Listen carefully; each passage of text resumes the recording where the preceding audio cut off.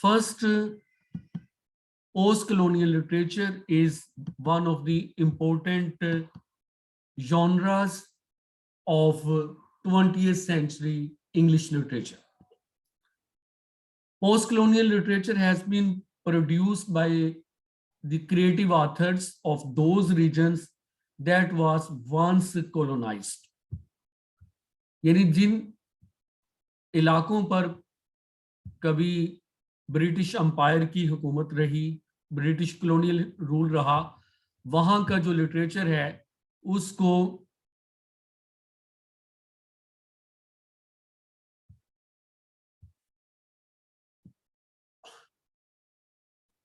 अब एक नए नैरेटिव से ट्रीट किया गया है, that is called post colonial literature. These post-colonial authors try to respond the colonial narrative that was seen in the writings of colonial authors. I mean Joseph Conrad, Rudyard Kipling, and many others you can see. So first, post-colonial literature deals with the narrative of once colonized nation.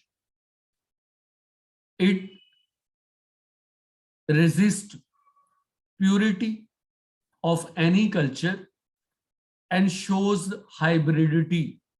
Hybridity means blend of two or more cultures, like in post-colonial case, that is blend of colonizer and colonized culture, colonizer and colonized consciousness, colonizer and colonized history, colonizer and colonized forms of art.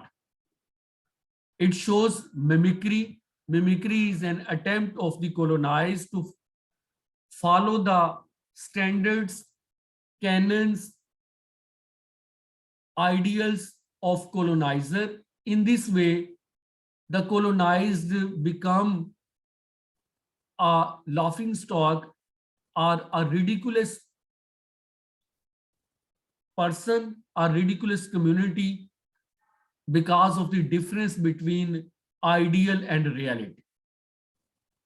Ambivalence means that shows the colonized love-hate relationship with the former colonial masters.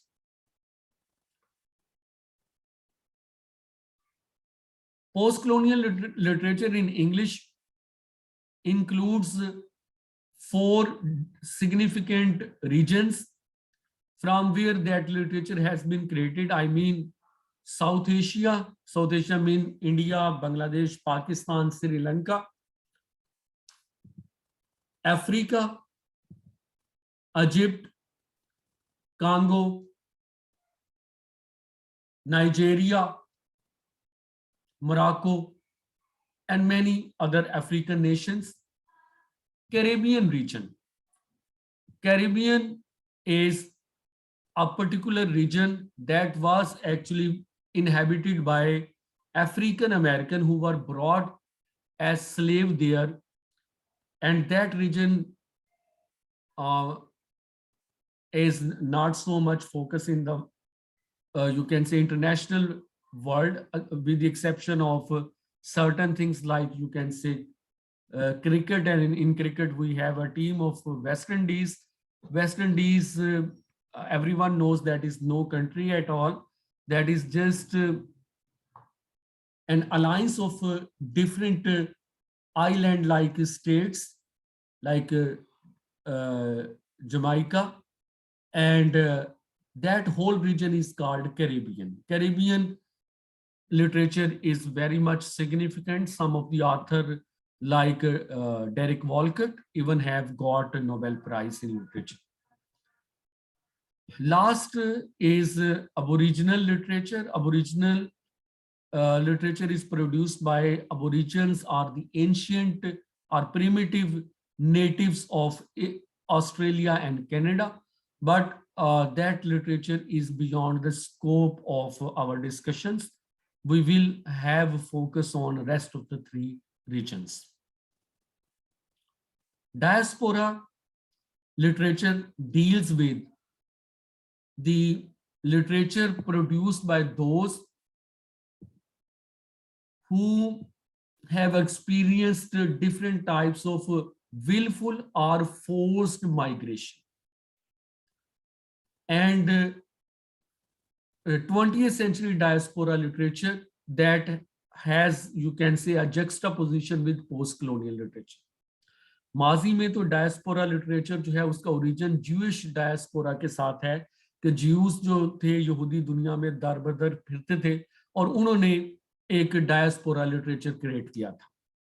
लेकिन 19th century में भी और उसके बाद 20th century में भी ऐसा हुआ कि या तो लोगों को गुलाम बनाकर दुनिया के मुख्तलिफ इलाकों में ले जाया गया या जबरी मुशक्कत के लिए, जैसे इंडेंचर्ड लेबर इंडिया में इंट्रोड्यूस कराया गया था इंग्लिश रूल में, और यहाँ से जो है बहुत ज़्यादा लेबर जो है वो दुनिया के मुख्तलिफ मुल्कों में जैसे इंडोनेशिया में गई और फिजी में गई और कई मुल्कों में। तो ये एक डायस्पोरा, इंडियन डायस्पोरा जो है वो मौजूद है। इसी तरह in post-partition time, we see that the people in search of better economic opportunities for the sake of higher education and jobs, they visited different parts of Europe and America, and some of them even settled there, and they have link with their homeland as well, and they are producing diaspora literature.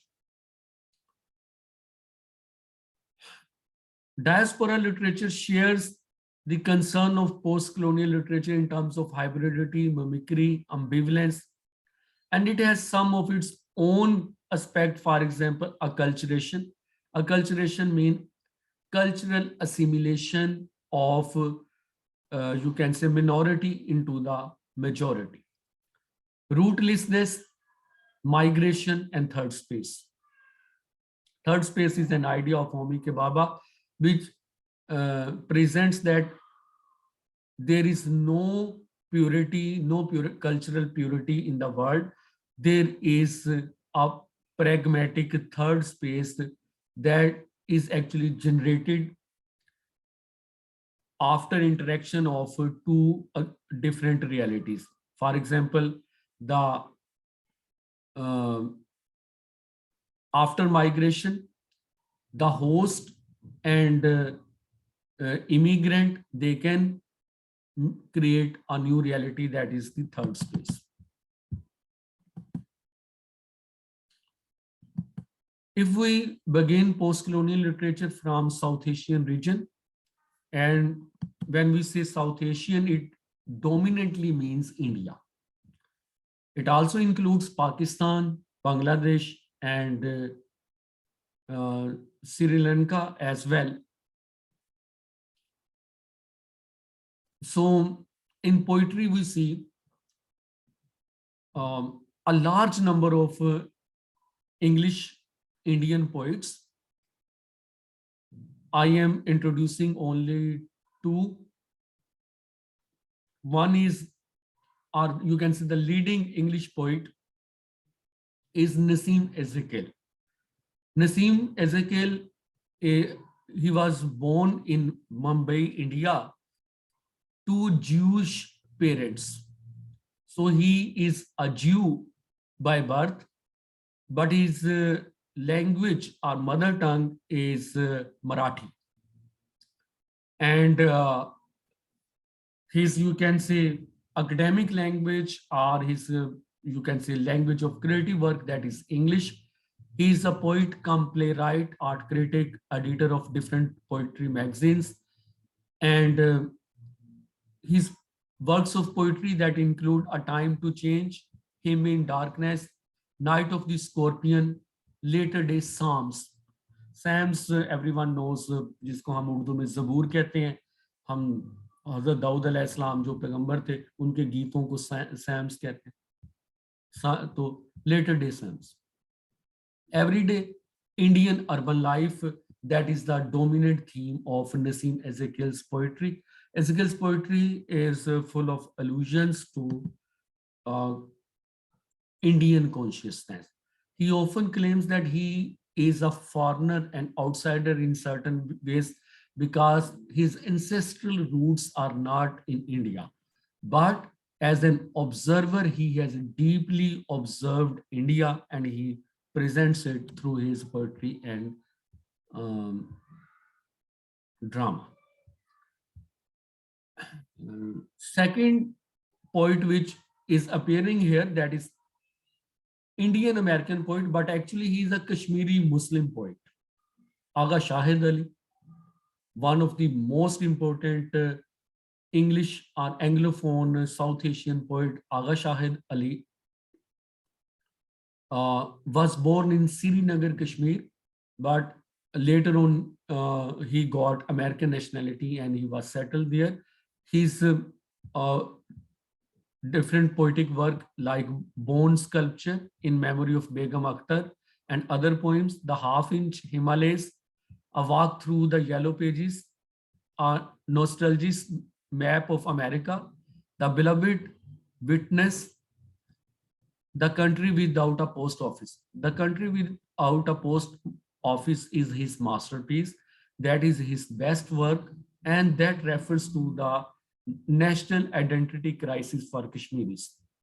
Rooms Are Never Finished, that is his second best work, and Call Me Ismail Tonight, that's a book of ghazals, we can say a genre of Urdu poetry that has been actually conveyed to English audience through the marvelous poetry of Aga Shahid Ali.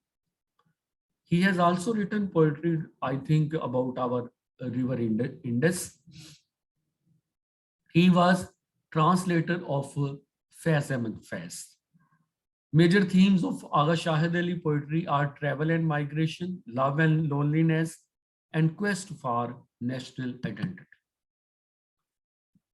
An Indian female poet, you can say, who created a great sensation in literature, and probably that's not quality of her work, that rather than that is sensation attached to her work, she got much fame. She was from Kerala state of India. Her pen name was Madhavikate. Initially, she used to write poetry with her pen names, but later on she used her real name. She actually married, she was not Das. Das का मतलब ना lower caste होता है, ये दलित जो हैं.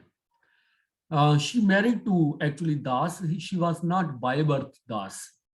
And then she became a Kamla Das. And afterwards, in 21st century, I can say, that was the year of 2001 or 2000 when she embraced Islam. And when she embraced Islam, she became a Muslim lady and she adopted a Muslim name, Suraya.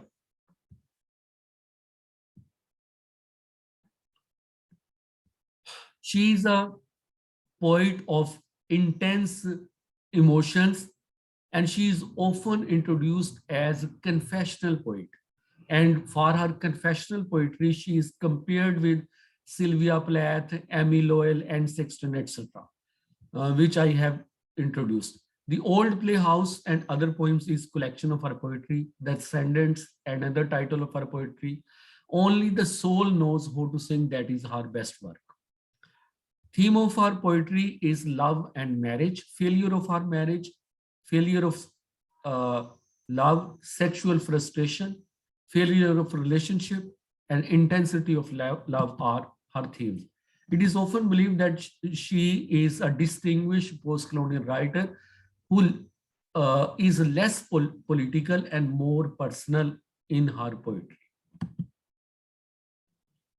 Pakistani poet Daud Kamal, who was a university professor as well and an ambassador. He was a translator of Mirza Ghalib and Faiz Ahmed Faiz. His important works include Remote Beginnings. Another poetic collection is Compass of Love and Other Poems. Third collection is Recognition, and fourth one, Before the Carnations Wither.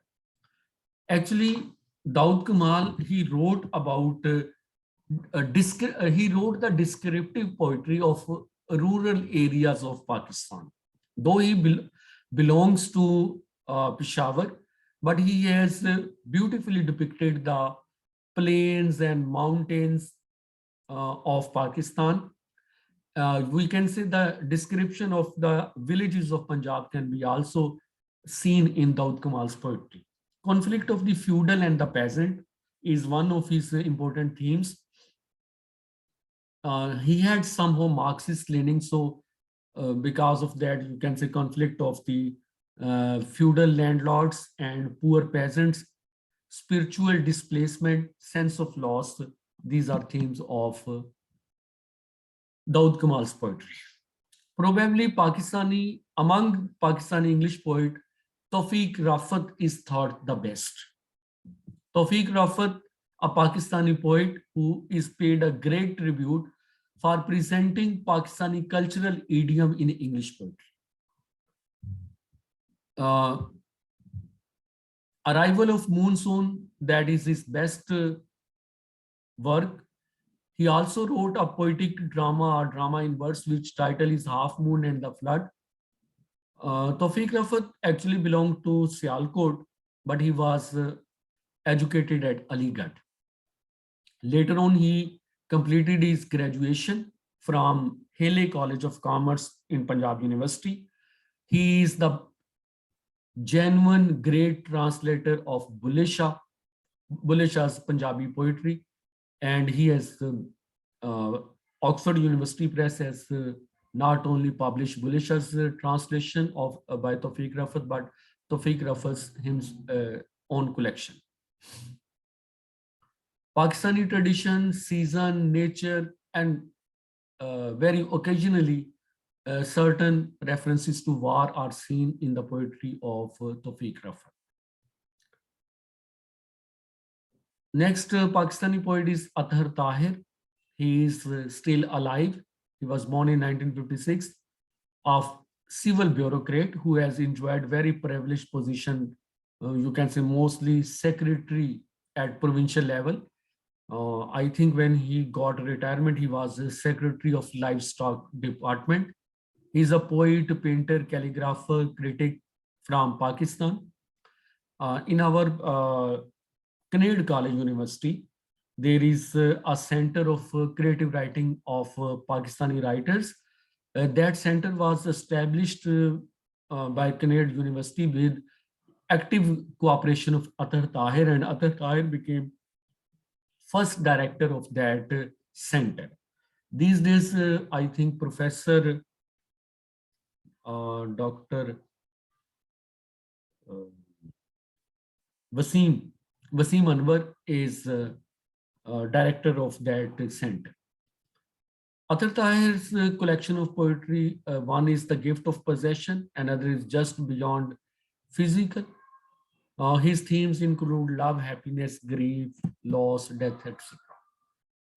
One of the Pakistani poet who was given much importance by Oxford, and he has been called a prolific poet. That is Aurangzeb Alamgir Hashmi. Mostly his name Alamgir Hashmi is mentioned.